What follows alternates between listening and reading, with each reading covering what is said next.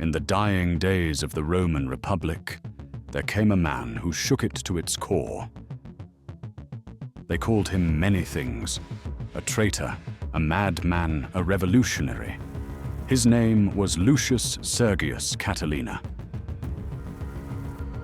And for one terrible moment, it seemed the Republic would fall, not to an invading army, but from the fire he lit within its own walls.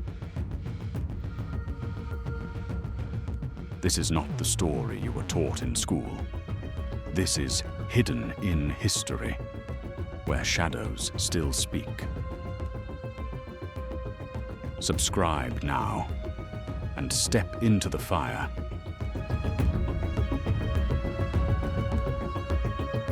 By 63 BC, the Roman Republic was choking on its own success. Endless wars had made it rich, but only for a few. The Senate, controlled by a small ring of patricians. They owned the land, the laws, the future, the streets. Boiling with thousands of unemployed veterans, bankrupt farmers, and desperate young aristocrats with no hope of political power. In this world, Cataline thrived. Lucius Sergius Catilina was born noble, but not rich. He fought under the brutal dictator Sulla during the civil wars. He saw firsthand how fragile the Republic really was.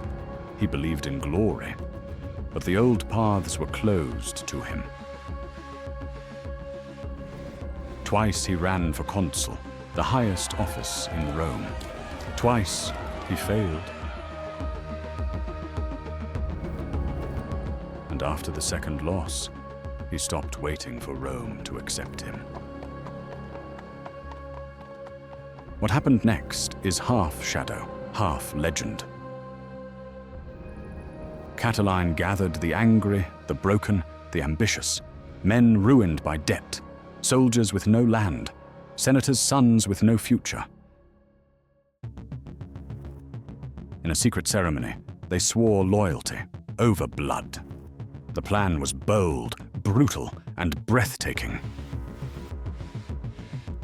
Seize power, kill the consuls, burn Rome's records, cancel all debts, and build a new Rome from the ruins of the old, a republic reborn. Not ruled by birth, but by strength. But Rome had another player, Marcus Tullius Cicero, a man of words, not blood. Born without noble rank, Cicero rose on eloquence alone. He knew Cataline, and he feared him, not for what he had done, but for what he might do. Rumors swirled, a conspiracy, a plot, armed men in the streets. Cicero struck first, with words sharper than any blade.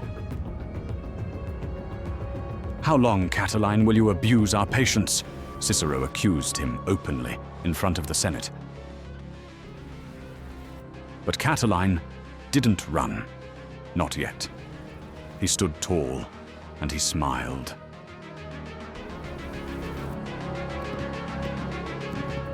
The Senate wouldn't imprison him. There was no proof. So Cataline left, riding north to Etruria, where thousands waited.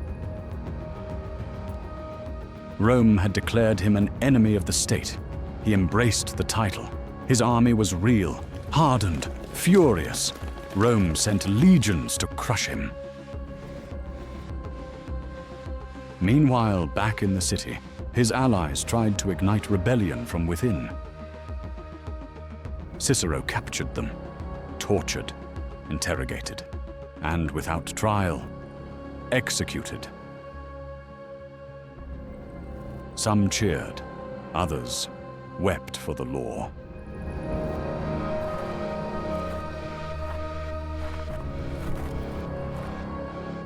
January 62, BC Pistoria.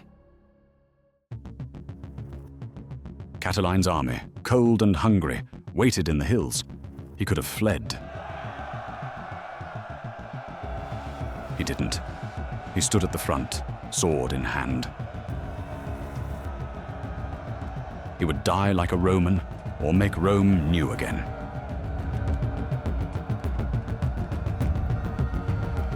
What followed was no noble war.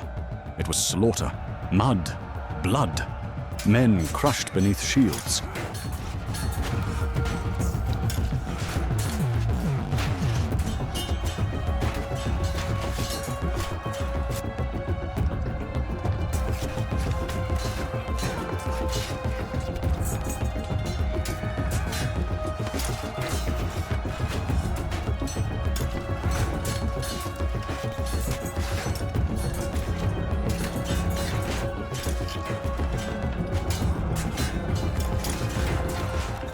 Catiline fought to the last.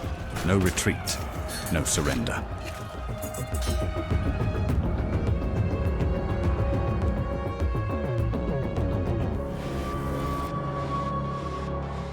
They found his body surrounded by the corpses of the men who followed him. Not one had run.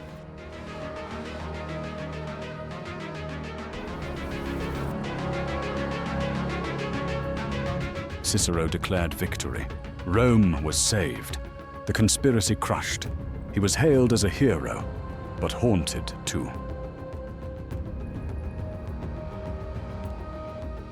Catiline's story is still debated. Was he truly a traitor?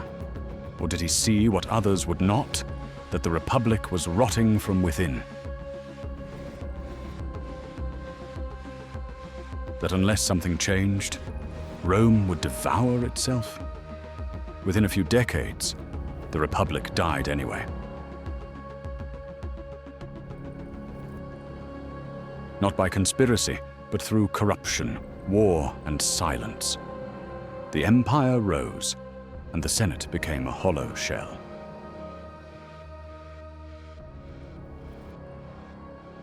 Catiline didn't live to see it, but perhaps he saw it coming. This was the last days of Cataline.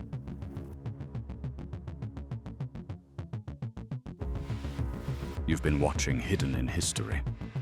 Subscribe to uncover more of the stories buried by time, where shadows still speak.